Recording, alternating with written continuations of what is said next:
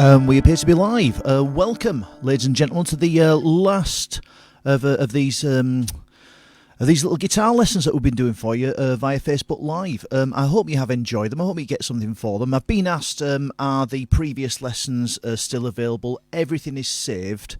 If you look at our on our Facebook page on the computer, you'll see down the side, you'll see some tabs there that tell us about things like that, and right at the bottom there's a section for live videos, and you can check everything out that we've done, all the gigs that we've been doing on the Friday night that you've been supporting, so thanks for doing that.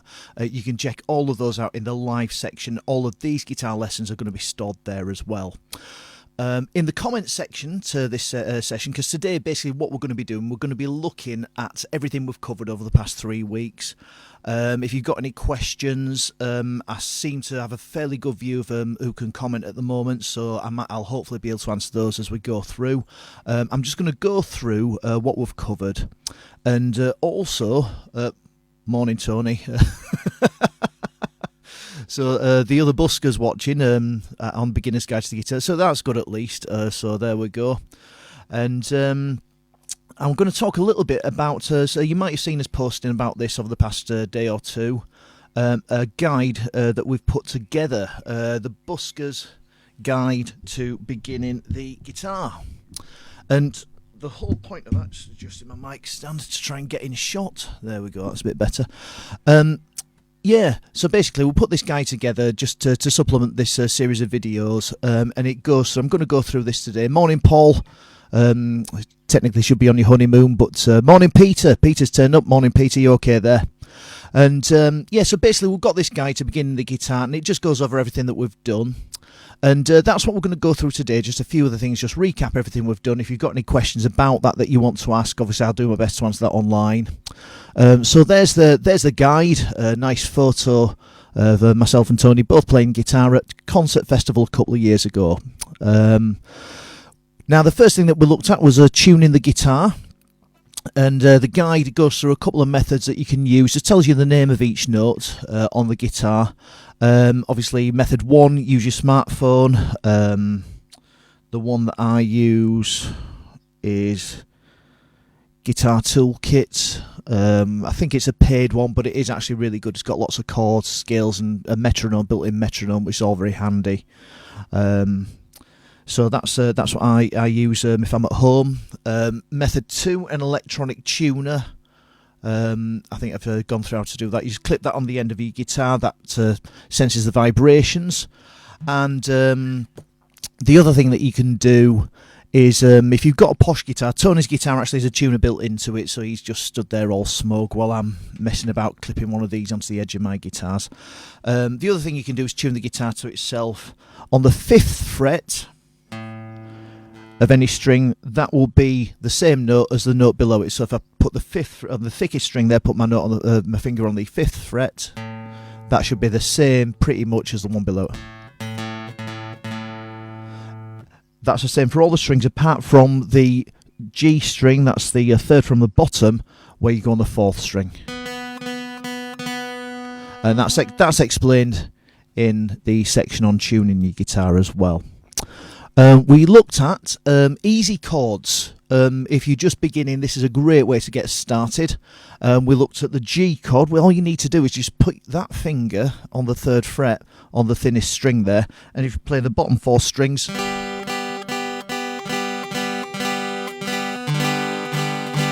or bottom 3, or bottom 4, and that all works out right. You've got a G chord there. Get that same finger, put it there. 1st fret on the second string up, then you've got that C chord there.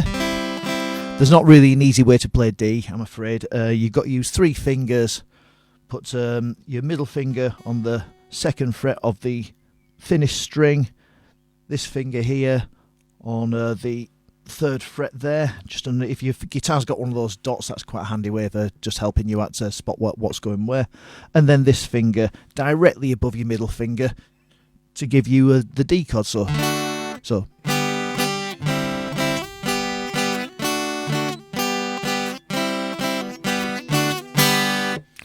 So that's a nice easy way to get you started off. We then looked at the full chords.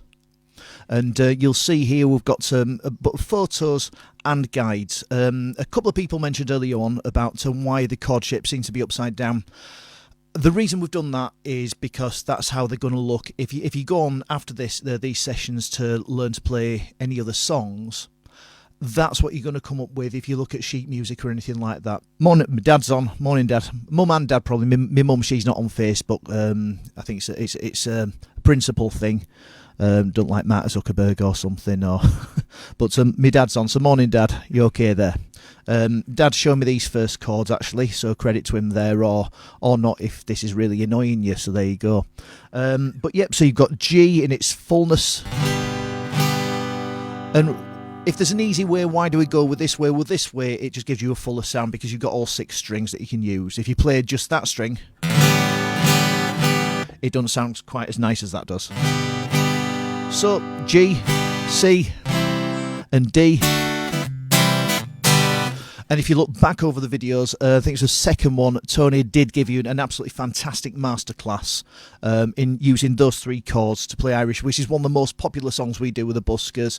We do it at weddings, everyone's up dancing. It's just those 3 chords. And we've had hundreds of people up dancing to us playing that, just using those 3 chords. Absolutely fantastic. You can do that so easily, just put in a little bit of practice, get those 3 chords nailed and you're sorted.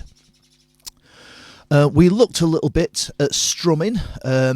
Myself and Tony both use a plectrum. The plectrums we use, we should have thought about this, maybe got some endorsement deals. The .73 nylon Jim Dunlop is Tony and myself both use them. He's not worked out that I can actually steal his that way and claim it's mine. There's no problem there. He don't get that yet, But yeah, so we use them. There's a whole variety of plectrums that you can use, and you just basically use that to glide across the strings. Nothing to stop you. And to be fair, if you're prepared to put the work in, finger picking using all your fingers. Oh, apparently my mum's having a go. Go on, Mum. Go, Mum. That's what we're talking about there. So you can use your fingers like that to pluck the chords. A lot harder, but means you can do fancier things, a lot fancier, more intricate things. Or you can use a plectrum and the fingers as well.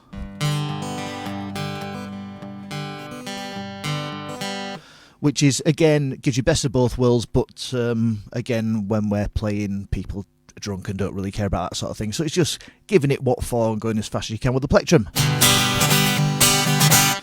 Vary your rhythms. Most I've mentioned before, most songs that you're going to come across or that you're going to want to play are probably going to be in what's called a 4/4 time signature. That's where you count into 4. So 1, 2, 3, 4. So 1, 2, 3, 4. Variations that 1, 2, 3 and 4. 1, 2, 3 and 4. 1 and 2 and 3 and 4. Vary your strum patterns. Have a bit of fun with that, and just see it. Basically, the one rule: if it sounds good, it is good. We then went on to look at the E and A chords, and we're going to need these chords. It does explain in the booklet that you're going to need these chords for the final lesson where we look at opening up the rest of the neck. The E chord looks like that. You've got basically all 6 strings now. 2nd fret for these 2 strings here, the A and the D string. And then your finger on this string, this fret here on the 1st fret on the G string. And that gives you your E chord. 2 ways of playing the A chord. Either put a finger on everything on the 2nd fret on the D string, the G string and the B string there. However, both Tony and I play it like that. That's not endorsing a way to play it. It's just we just happen to find this more comfortable, covering those 3 strings with 2 fingers. And that's the busker's way to play A. It's not a particularly great way to play it, it's just how we do it, okay? So if you're stuck, remember, this is the way the buskers play A. If ever you have to ask that a pub quiz or anything. Anyway. So we've got E and A. And the reason we looked at those and draw attention to those 2 chords is that opens up a nice simple way to play minor chords. Because, as we can see, it explains in the booklet, if we've got the E chord there, we'll just take this finger, your index finger, your 1st finger off, and you've got your minor chord. There we go. So a minor chord right there. Now for A, go down to, it's this, that note goes down there, so you can play, basically take your E shape, just move it up one string. Or what you will notice, if from the earlier C chord, just move that finger underneath that one, and you will start to notice that a lot of these chords share the same notes. And if they're sharing the same notes, if you decide you're going to start to write some songs, you'll notice that a lot of those chords that share the same notes are going to sound good together. So that's just something you might want to think about. So C and A minor all sound really nice together, as does G and D, and then back to C. So you just have a play around. We've looked at minor, and then we finished off, and this is where we are quite important, with what we call bar chords. We look at the chord of F, and if we're playing it in what we call open chord style, that's G as an open chord, and D is an open chord, C is an open chord, A is an open chord, E is an open chord. We call those open chords because they use open strings. Bar chords take the nut of the guitar and they move everything up one fret. So with E, move that up one, and we've got F. We can play F like that. Nothing wrong with that, but again, it sounds a lot fuller if you're using all the strings. So move from E to F, F sharp, G. So I can play G like that, or I can play it like that. Or indeed, I could play it like that, or like that, or like that. And you'll notice that those shapes are the shapes of the chords that we've been playing all along, the C shape, the A shape, the D shape. But with a bar chord, you're moving it up the neck, and you'll meet those chords again on the way up and the way down. And that's a nice thing about these chords. The most comfortable ones are the E shape and the A shape with a bar chord, and this will take you a lot of practice. You're not, well, I'd be very, very impressed if you get this straight away, because you've got to apply a certain degree of pressure to get the bar chord sounding nice and clean. And remember, we don't want any muffled notes or buzzing notes. Just try and get it nice and clean.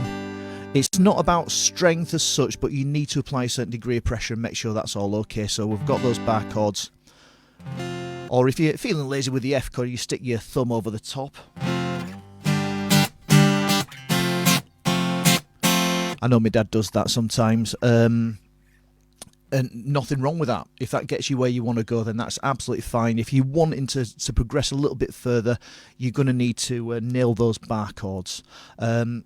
From here, that's pretty much all we've covered then. That's all in the guide, and you can actually download it. There's a link in the titles there of this post. You can download that guide. It's in PDF format, which means you can download it. That'll work on your computer. It'll work on an Android device. Any electronic device will be able to read the PDF file. If you've got an iPad or an iPhone, if you download the EPUB version and open that in the Books app, then you've got this really cool page turning effect. It's a smaller file if that matters to you. A PDF file will work in both, or the PDF file, if you want to actually print it out, which you're more than welcome to do, then that's the one that you're going to want to go for.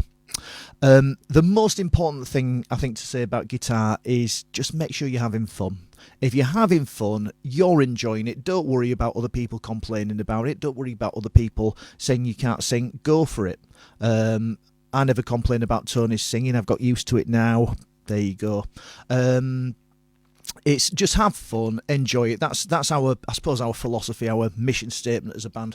We want to entertain, and basically, the more drunk you get, the better we sound. So there you go. Have fun. I hope you've enjoyed the series. Everything, as I say, everything that we have done has been saved. It's all stored in the live section of our Facebook page. At some point, I'm going to update the website, and I'll possibly look at making links to it there as well. good luck. If you've got any questions, if you want to post a video in the comments, let us know how you're doing. Alternatively, what we would really love is if we saw one or two of you actually come down and visit us at the open mic nights that we run at the Horse and Groom pub in Castleside on the second Thursday of every month, and then the last Thursday of every month at the Fountain. If you came down and showed us what you've been learning, we would absolutely love that, and you'd be more than welcome. It's a really supportive environment with a lovely audience who will really help and encourage you. So that's all from us. I hope you got something out of it. Thanks for tuning in. Make sure that you come and see us tomorrow for our live gig on Friday night, doing V-Day specials tomorrow night. So me from 8 until 9, Tony from 9 until 10. It's a lovely day out there. Enjoy yourself. Take your guitar out and do a bit of practice. And we'll hope to see you tomorrow night at the gigs. Thanks again. Cheers.